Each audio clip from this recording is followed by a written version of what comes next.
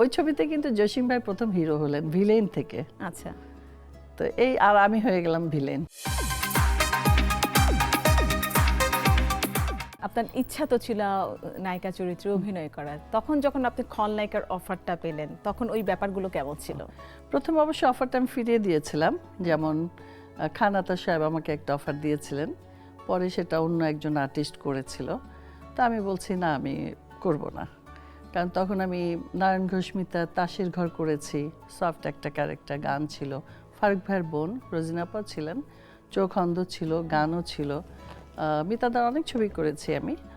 তখন যখন আমি খান আতা সাহেবের ছবিটা ফিরিয়ে দিলাম, শেষে আমাকে একদিন খান আতা সাহেব বলেছিলেন, সেই তো পানি খাইলি, ঘোলা করে খাইলি।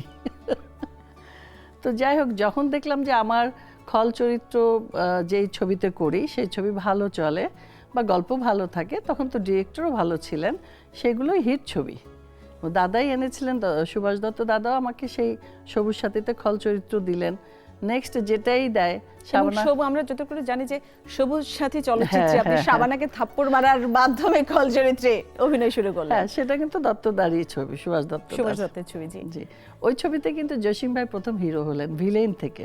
আচ্ছা, তো এই আর আমি হয়ে গেলাম ভিলেন। আর কি ব্যাপারটা এমন ছিল যে নায়িকাই হব, এই জন্য খল চরিত্র আমি ফিরিয়ে দিলাম। হ্যাঁ, দিয়েছিলাম, ব্যাপারটা এরকম। এরপরে কিভাবে আসলো চরিত্রগুলো? তারপরে যে দাদা, যখন দাদা সুভাষ দত্ত দা করলো, তখন তো তারটা তো আমি ফিরিয়ে দিতে পারি না, উনি আমার উস্তাদ, উনি আমাকে এনেছেন ফিল্মে, তো বললো করো, ব্যাস ওই যে উনি ধরায় দিলেন, তো চললো রেলগাড়ি, এখনো চলতেছে।